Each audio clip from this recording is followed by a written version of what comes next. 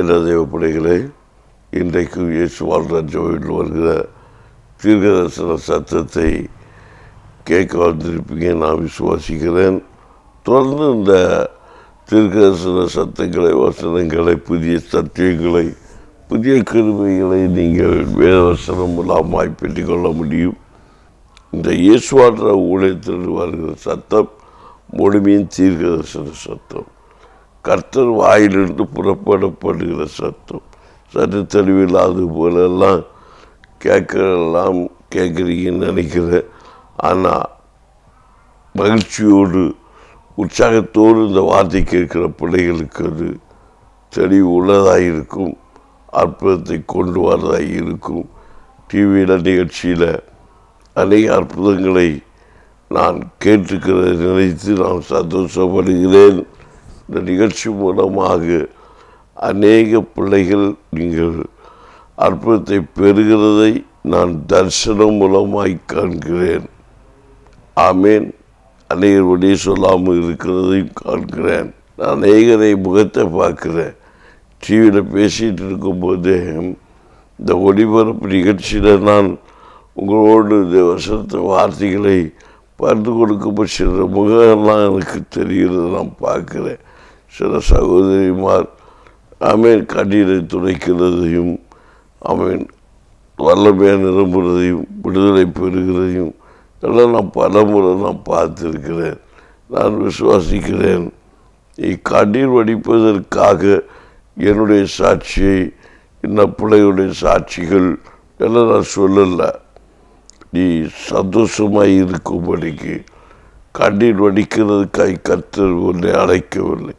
பிறருடைய கண்ணீரை துடைப்பதற்காக கர்த்தர் உன்னை அழைத்திருக்கிறார்.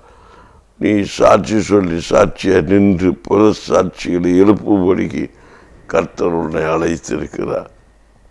அதற்காக அந்த நிகழ்ச்சியை நீ பார்த்து கொண்டிருக்கும்படி கர்த்தர் உன்னை கிருபை செய்திருக்கிறார். எனக்கு இருக்க தெய்வ பிள்ளையே, நம்முடைய வாழ்க்கையில் அநேகருடைய சாட்சிகளை குறித்து நம்ம கேட்டு நம்ம கேட்டது. நீதிமானும் அப்போஸ்தலர் ஒரு விஷயம் கூட அந்த வருஷத்தை வாசித்து போவோம். 10ஆம் அதிகாரம் அப்போஸ்தலர் 10:27. அதற்கு அவர்கள், நீதிமானும் தேவனுக்கு பயப்படுகிறவரும் யூத ஜனங்கள் எல்லோராலும் நல்லவர் என்று சாட்சி பெற்றவருமாகிய கொர்நேலியு என்னும் 100 உம்மை தம்முடைய வீட்டுக்கு அழைப்பித்து உம்மால் சொல்லப்படும் வார்த்தைகளை கேட்கும்படி பரிசுத்த தூதனாலே கட்டளை பெற்றார் என்றார்கள். பாருங்கள், 100 ஒரு மனுஷன் இயேசுவை பார்க்கும்படிக்கு கொர்நேலியுங்கிற ஒரு தெய்வ மனுஷன், அவனுக்கு ஆண்டுக்கு இயேசுவை பற்றின விசுவாசம் காணாமலே விசுவாசிக்கலாம். இயேசு அற்புதத்தை செய்ய முடியும். அதான் விசுவாசம். இயேசு அற்புதம். நீ ஒரு வார்த்தை சொன்னாலே போதும், என் பிள்ளைக்கு, என் வீட்டு வேலைக்காரன் சுகமாவான். இதான் விசுவாச வாழ்க்கை. இதான் விசுவாச வார்த்தை. சுகமாவான் சாட்சி. சாட்சி நீ சொல்லுகையா விடுதலாவான் சாட்சி. சாட்சியை முதலே சொல்லிட்டு நீங்கள் சொல்லா போதும்.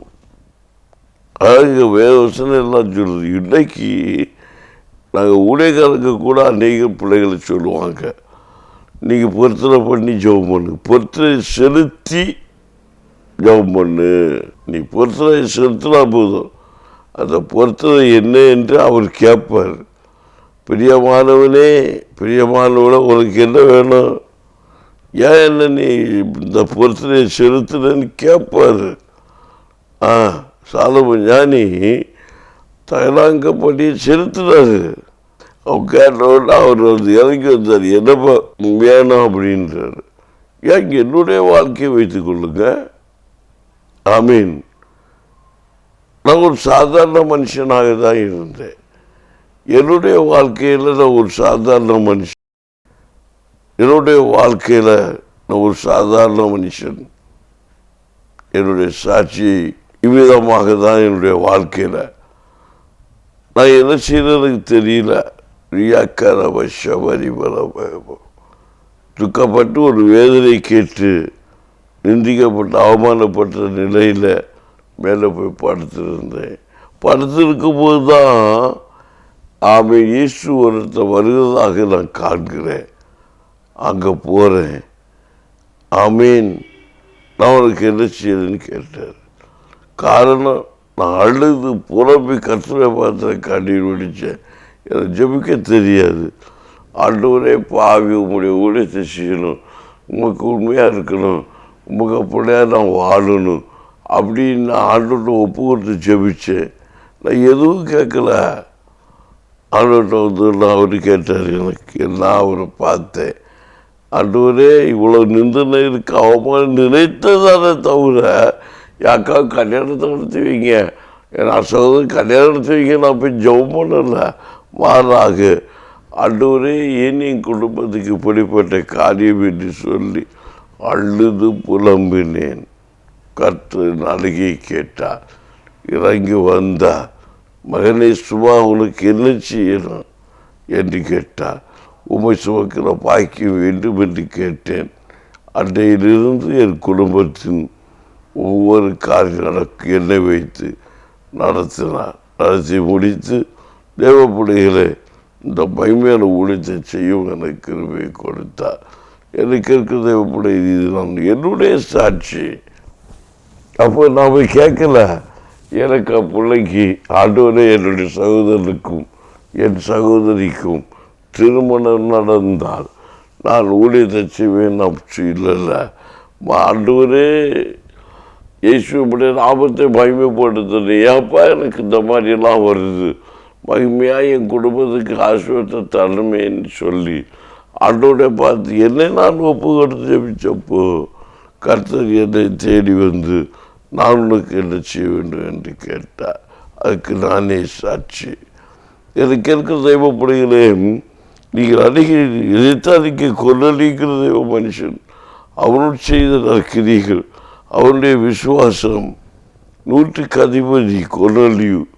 அவன் 100க்கு அதிபதியாக இருந்த போதிலும் கர்த்தர் அற்புதங்களை செய்கிறார், இயேசு ரட்சிப்பை கொடுக்கிறார் என்று சொன்ன போதும் அவன் ஆண்டவருக்கு பிரியமாக இருந்தபடினாலே, இயேசுவை பற்ற விசுவாசத்தில் உறுதியுள்ளவராக இருந்தபடினாலே, இயேசு உயிரோடு எழும்பினார் என்பதை அவன் விசுவாசித்தபடினாலே ஆமீன் அவன் அற்புதம் பெற்று அவன் மகிமையாய் ஆமீன் ஆமீன் மேன்மையாய் வாழ்ந்தான் என்று வேதத்தில் சொல்லப்பட்டிருக்கிறது. அல்லேலூயா அல்லேலூயா. சத்தமாக சொல்லுங்களேன். ஆமீன். ரியலாய் வீசாது அழகத்து பாலாவி பாவம். அதே போல தான் தன்னுடைய வாழ்க்கையில் ஏனோக்குகிற மனுஷனும் ஆமீன் அவன் உயிரோடு வாழ்ந்த போது சாட்சி பகிர்ந்தான். ஆகவே அவன் எடுத்துக்கொள்ளப்பட்டான். உயிரோடு வாழும்போது நம்ம ஆண்டவருக்குள்ளாக உண்மையை உத்தமாக வாழணும். இன்றைக்கு அநேகர் எல்லாம் மாறா. ஆமீன்.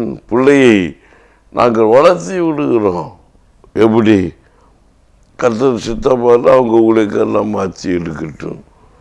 இதெல்லாம் வார்த்தைக்கு அழகை கிடையாது. நீ ஆண்டவருக்கு ஊழியக்கெல்லாம் பொருத்தனை பண்ணி விட்டு விடு, கர்த்தர் பார்த்து கொள்வா. இது பிள்ளைக்க போடுறோம். எப்போதுமே கர்த்தர் கொடுக்கிற கொடுத்துரு, அற்புதத்தை அவர் செய்வார்.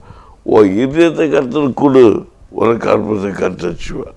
முதலாவது தேவனுடைய ராஜ்யத்தை தேடு, கர்த்தருக்கு ஆசீர்வாதத்தை தருவார். வேத வசனமும் நியமங்களும் சட்டைகளும் திட்டங்களும் எல்லாம் அதுதான் சொல்லுகிறது. அப்போ கர்த்தரால கூட ஒரு சகோதரி சாட்சி சொல்லும்போது எனக்கு இது ஞாபகம் வருது. ஆமீன். அவங்க சொல்லிட்டாங்க. ஆமீன். இனி அந்த வியாதி தீர்ந்தால் சபைக்கு தான் அப்படின்னு.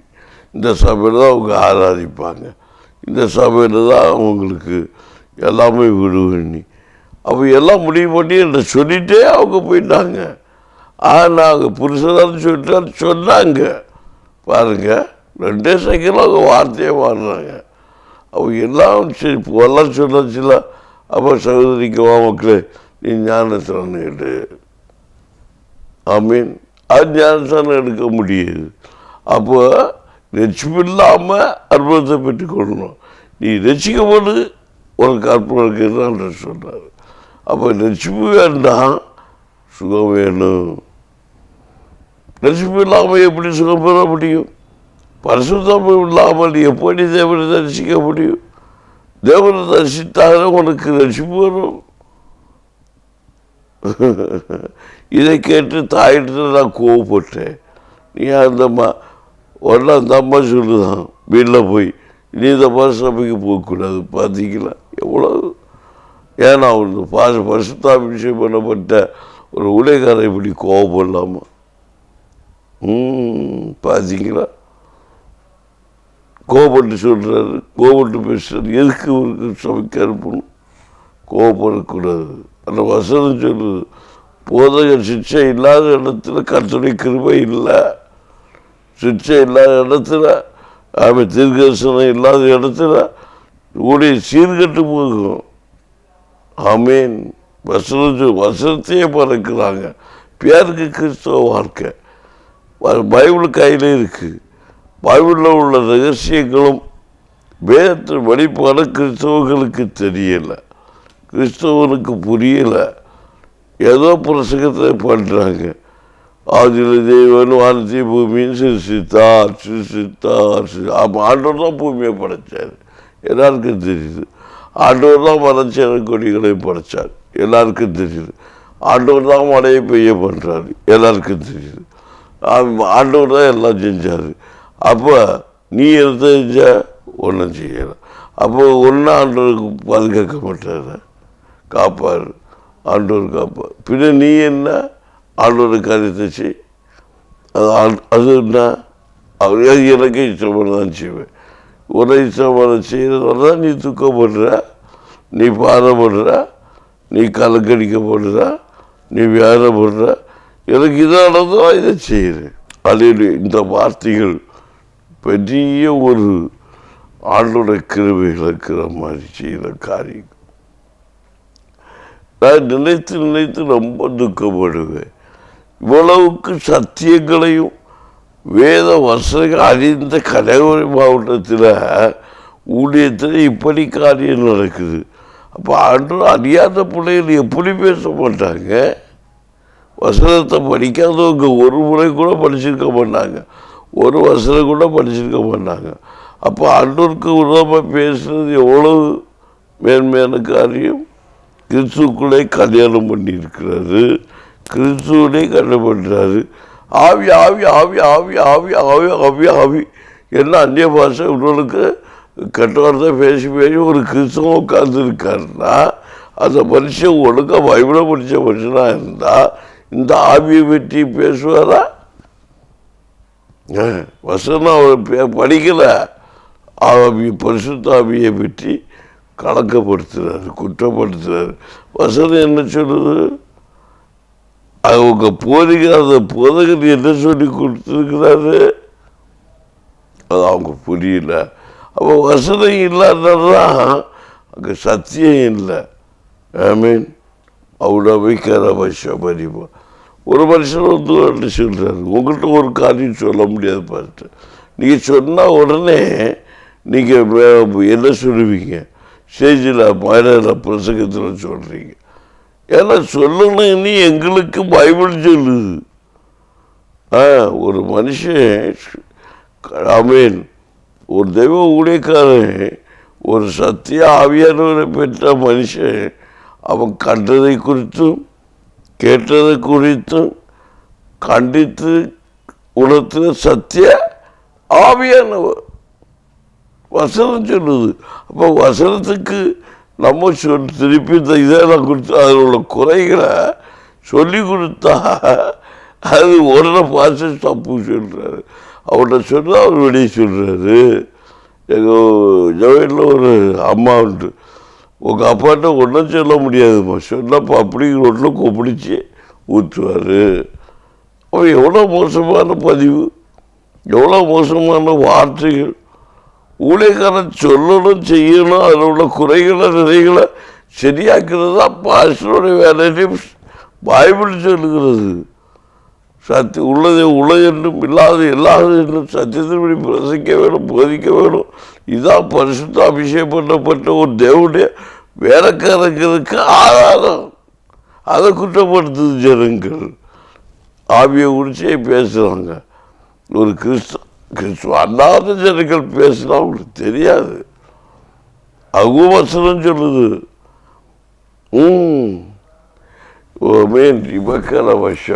ஆவியை குறித்து ஒரு உடைக்காரனை குறித்து ஒரு மனுஷனை குறித்து பேசக்கூட நிந்தையான வார்த்தைகள் எல்லாம் மன்னிக்கப்படும். ஆனால் பரிசுத்த ஆவியானவரை குறித்து அவன் நின்று பேசக்கூடிய நின்றது இம்மையிலும் மறிவிலும் மன்னிப்பே இல்லை. என்னுடைய சகோதரர் சொல்ல போல வந்தார், நான் மன்னிச்சுட்டேன், நான் கூப்பிட்டேன். அவர் சபையில் ஜெபம் பண்ணி இப்படி எல்லாம் கிட்ட பேசுகிறாரு. ஆண்டவர் வீட்டு சபைகளை கொண்டு வந்துருக்கிறாரு, ஆசீர்வதிப்பார் சொல்லி ஜெபம் பண்ணி விட்டேன். ஆனால் வட்டா சாயங்காலம் சபையிலிருந்து வீட்டில் போனோன்னு படுத்துட்டார். காய்ச்சல், வயசுக்கு அந்த காய்ச்சல் இந்த காய்ச்சல் படுத்துட்டார். படுத்த உடனே மறுநாள் நான் அன்னைக்கு நைட் ஜெபம் பண்ணேன், ஒன்றும் பேசலை, விட்டுட்டு மறுநாள் திங்கக்கிழமை சாயங்காலம் அப்படியே மீண்டும் ஜெபத்துக்கு வந்தார். காய்ச்சல் தீரலை, ஜெபம் பண்ணேன். அப்போ ஆண்டவர் சொன்னார், ஆமேன், இதே வார்த்தையை எனக்கு நினைவுபடுத்துறாரு. இவன் சரி நீ மன்னிச்சிட்ட, பரிசுத்தாவின் அபிஷேகத்தை அந்நிய பாஷையை கெட்ட வார்த்தையை போட்டு பேசுறது உண்டு, இதுக்கு மன்னிப்பு சிக்ஷை தான். அப்போ போதகர் சிக்ஷை இல்லாமல் போயிட்டால் கர்த்தருடைய சிக்ஷை உறுதி. போதகர் சிக்ஷை கொடுத்துட்டா கர்த்தரிடத்தில் மன்னிப்பு கிடைக்குது. அப்போ போதகர் சிக்ஷை ஏற்றுக்கொள்ளாத பட்சத்தில் அவருக்கு சிக்ஷைக்கு நீ ஆளாகணும். அதை போதகர் உங்களால் சிக்ஷை கொடுத்து நிறுத்துறாரு. ஆமீன். வசனம் உனக்கு தெளிவாக படுத்துக்கிறது. போதகர் சிக்ஷை நிலநிறுத்தும். இன்னும் அநேகருக்கு அந்த வார்த்தை வசனங்கள் இல்லாமல் ஆமீன் அல்லேலூயா சந்தோஷம் சொல்லுகிற என்ன இந்த பையன் இப்படி வித்தியாசமாக பேசுகிறேன்னு பார்ப்பாங்க பெரிய ஆளுகள். இல்லைம்மா, அதுதான் உண்மை. நம்ம என்ன செய்யணும்? ஒரு காலேஜில் படிக்க போகிற ஒரு பிள்ளைய பார்க்கலாம். ஒரு தம்பியை நான் படிக்க கூப்பிட்டு போகணும். ஒரு தம்பியை, அந்த தம்பி கேட்டான், பாஸ்டர் எனக்கு இந்த காலேஜ் வேண்டாம். ஏன்னா இந்த காலேஜ் வேண்டாம், அங்கே நல்ல ஸ்டிக்கு நல்ல இதாக பண்ணுறாங்க, அதனால அந்த காலேஜ் வேண்டாம்.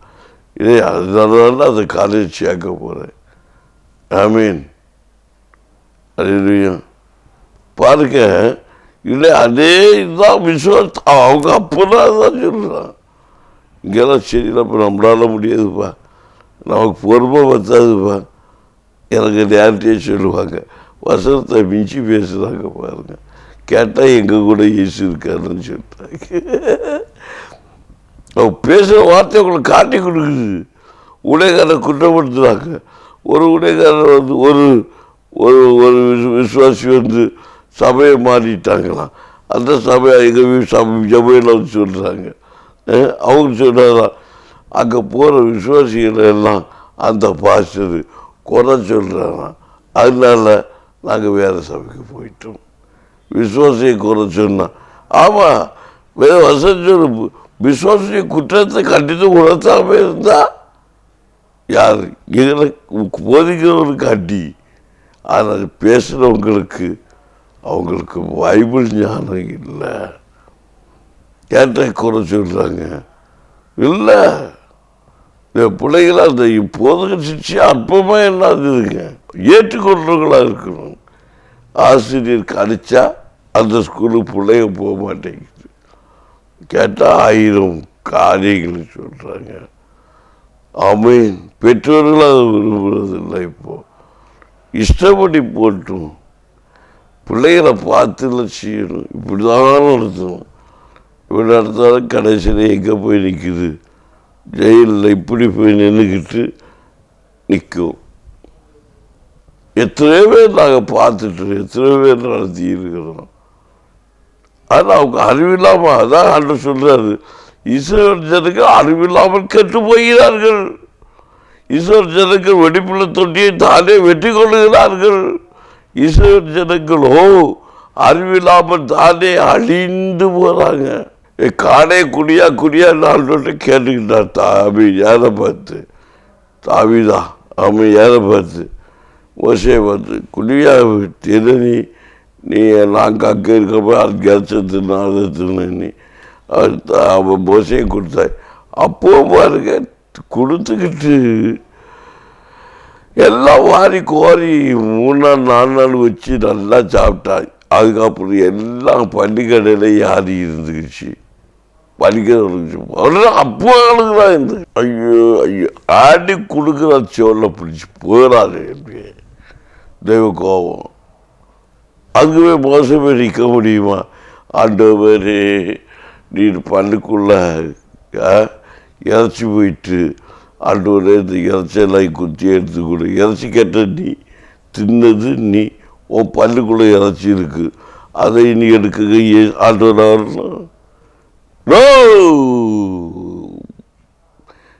பக்தி அந்த வைராக்கியம் என்ன இப்படி பேச வைக்குதுப்பா. அநேக ஜனங்க மாண்டு போனாங்க. எல்லாம் விசுவாசியெல்லாம் செய்த பார்த்தா தூக்கமே வராது, அழிஞ்சு போனது. நான் ஒரு பிள்ளைக்கு என்ன போட்டு ஜெபம் பண்ணேன். எனக்கு அது நினைச்சாரு என்னால் முடியலப்பா. இழுப்புனாலும் காய்ச்சல்னாலும் இந்த கொரோனா நேரத்தில் அந்த பிள்ளைக்கு நான் என்ன போட்டு ஜெபம் பண்ணி எனக்கு ஒன்றும் இல்லை, பிள்ளை விஷயமா இருந்திருக்கு. கழுதைகள் எனக்கு என்ன தெரியும். நான் நெஞ்சில் எண்ணெய் போட்டு ஜெபம் பண்ணி இழுப்புக்காக தொண்டை எல்லாம் எடுத்து ஜெபம் பண்ணி ஆண்டவரே என் பிள்ளைக்கு இருக்கிறது இழுப்பு மாறணும், இந்த சளி மாறணும், இருமல் மாறணுன்னு கலக்கவடம் இல்லாமல் நான் ஜெபம் பண்ணிக்கிட்டு வந்தேன். டாக்டர் முடியல. அந்த பிள்ளை ஒரு வருஷம் 1.5 வருஷம் சமைக்கு வராமல் லாக்காகி போச்சு. பிசாசு அதை லாக்கில் போட்டான். அவர் சொல்லு என்னை போய் தப்பாக போயிருச்சான். அப்படியே நான் வந்து போனேன். ஐயோ இப்படி இருக்கு, அழிஞ்சு போச்சு. சாட்சின்னு சொல்லணும்னு சொன்னாங்க. பார்த்து ஜெபம் பண்ணி விடுதலை கிடச்சின்னு. அதுக்கப்புறம் வர்ற காரியம் இப்படி வருது. நான் நொந்து போனேன். இன்றைக்கி அந்த சொன்ன வார்த்தையுடைய சாபம் அவங்க குடும்பத்தை அடிச்சு நிற்குது. நான் பார்க்குறேன். பேச என்னன்னு தெரியாமல் பேசிடுறாங்க. அற்புதம் நடக்குது, விடுதலை நடக்குது, ரட்சிப்பு வருது. நீ பேசுகிற வார்த்தை ஒன்று நியாயம் தீர்க்கும். ஆமீன். யாரை நம்ம பேசுகிறோம், எதை நடத்துகிறோம், இந்த வசனம் உங்களுக்கு தெளிவுபடுத்துது. எல்லாம் நீதியை தான் குறிக்குது. பார்த்தீங்களா? 10:10:22 அதை முதல் அந்த வார்த்தை நீங்கள் பார்க்கும்போது 22 அதற்கு அவர்கள் நீதிமானும் தேவனுக்கு பயப்படுவரும் யூத ஜனங்கள் எல்லோரும் நல்லவர் என்று சாட்சி பெற்றோருமாகிய கொர்நேலியு நீதிமான் ஆகின்ற. நீதிமானுக்கும் பரிசுத்தவானுக்கும் வித்தியாசம் உண்டு. அது அங்கேதான் விஷயத்தை நீங்கள் கற்றுக்கொள்ளணும். பரிசுத்தவான் எதையும் தொட மாட்டேம்மா, டூர்தாரி தொண்டா ஒட்டிக்கினே. நீதிமான் அப்படி கிடையாது. எல்லாம் சுத்தம் கொடுத்த வல்லமை உணவு. நீதிமான் நான் அவன் ரத்தத்தால் கழுவப்படுகிறவன். ஆட்டுக்குட்டிய ரத்தத்தால் கழுவப்படுகிறது தான் நீதிமான். வசனம் சொல்லுது. பரிசுத்தவான் தான் ஆசாரியன், பரிசுத்தமாக இருக்கிறேன்னு நினைக்கிறவன். ஆனால் ஆண்டவர் நீதிமான். இயேசு நீதிமான், உத்தம உண்மை உள்ளவன், பரிசுத்தத்தில் எல்லாவற்றையும் ஆண்டு பிடித்தவர். தாண்டி பரிசுத்தத்தை குறிக்குது. வியாதி, பலவீனம், கொடும், நெருக்கம், இதெல்லாம் ஒரு ஊழியக்கார பெறான்னு அவன் பரிசுத்தப்படுறான்னு அர்த்தம். மக்களே, ஊழியக்கார மக்களே, என்ன கொஞ்ச நாளத்தை பின்ன ஊழியக்காரர்களாம் வரைஞ்சி போட்டு கட்டுற மனுஷன் இன்னைக்கு ஊழியக்கார மக்களைங்கிறார. ஊழியக்கார சந்ததியை பார்த்து சொல்கிறாங்கன்னா இந்த வசனம் அங்கே நிற்குது. நான் அநேக நாளும் ஊழியக்காரர்களை நல்லா வரைஞ்சி கட்டுவேன். இது என்னுடைய இயல்பான காரியத்தை சொல்கிறேன். என்னுடைய சாட்சி சொல்கிறேன். போதகத்துக்கு தான் நான் கண்டிப்பேன், ஊழியர்களை கண்டிக்க மாட்டேன். எனக்கு அவங்க மேலே தலை கையில் இருக்கு, எனக்கு அதிகாரம் கிடையாது. ஏன்னா அவங்க கர்த்தர் அபிஷேகம் பண்ணப்பட்டவங்க. அவங்க மேலே கை இருக்கிறவன் டிரான்ஸ்ஃபார்மரில் கை வைக்கிறது சாப்பிடும். அவனை கை நீட்டுக்கிறவன் டிரான்ஸ்ஃபார்மரில் நீட்டிக்கிட்டு நிற்கன்னு அர்த்தம். அவன் வாழ்க்கையில் அவ்வளவுதான். தொட்டா என்ன பிடிச்சுன்னா போச்சீந்து. ஆமாம், அதெல்லாம் சொல்லி கொடுக்குறவன். ஆனால் நம்ம போதிக்கிறதும் நடத்துகிறதும் உள்ள மிஸ்டேக்கை தான் நான் வன்மையாக கண்டிக்கிறது. ஆமேன், ஆமேன். நம்ம ஒரு ஊழியக்காரன் தான். நம்முடைய வாழ்க்கையில் போய் கொதிக்கு கிடச்சிருக்குன்னு சொன்னால் அவன் கொதிக்கு பார்க்குறவன் தேடி போவானா இல்லையா? உனக்கு கைவசம் கிடச்சிருக்குன்னு சொன்னால் அவன் கைவசம் வந்து கொடுக்குறது தேடி போவானா இல்லையா? கைவசம் என்ன, காடு விஷயம் என்ன, இதெல்லாம் புரிஞ்சு. கொதினா என்ன? பைபிளில் இருக்காதுலாம். பைபிளில் இல்லாத ஒரு போதகம் சொல்லி நடத்தக்கூடாது. அங்கேதான் கண்டிக்கிறது. இவ சாட்சி பைபிள் இல்லாத பேச அனுமதிக்கக்கூடாது. பைபிள் இருக்கா? ஒரு சொப்பனை தரிசனம் சொன்னால் ஒரு துறப்பான்னு சொல்லுவாங்க. ஒரு துறப்பாய் கூட வசனம் இருக்குது, எரும மாட்டுக்கு கூட வசனம் இருக்குது, மானுக்கு கூட வசனம் இருக்குது, எல்லாத்துக்கும் வசனம் இருக்குது. உப்புக்கு வசனம் இருக்குது, நெருப்புக்கு வசனம் இருக்குது, விரவுக்கு வசனம் இருக்குது. விரவு காட்டுறான் சொப்பனத்தில். விரவுன்னா என்ன? திருக்கரசிட்ட கேளா போய் சொல்லி தருவான். திருக்கரசி புஸ்தகத்தை படிச்சு பாரு, உனக்கு சொல்லி தருவான். விரவுன்னா என்ன? கோடு விட்டு பற்றி எரிய வைக்கிற விரவுக்கு ஒப்ப கோடு விட்டுற குண்டடி உடனே எங்களுக்கு தெரியும். வேத அறிவில்லாமல் விரவு இருக்கு. ஒரு சகோதரி திருக்க அறிவு நான் பார்க்கிறேன் அப்படின்னாங்க. இதெல்லாம் நமக்கு ஒரு உடைகர சகோதரி, உன் தலையில் ஒரு கட்டு விரவு இருக்கு பார்க்குறேன். நீ தேவைப்பட எதையும் நான் குறைச்சல கற்ற வருஷத்தை சொல்லிட்டு இருக்கிறேன். சொல்லி அது விவரிச்சு சொல்ல தெரியல. ஏன்னா நம்ம வேதத்தை தெளிவாக படித்து எங்கெங்கே கணக்கு திருக்க சொல்லி படித்து கொடுக்கணும். அப்போ தான் ஜனங்களை விசுவாச வார்த்தைக்குள்ளே நடத்த முடியும். இதுக்கு தான் நான் ஊழியக்காரங்களை குறித்து காரியங்களை சொல்கிறது. தேவப்படைகளை இன்றைக்கு நேரமாகி விட்டது. நான் ஜபிக்க போகிறேன்.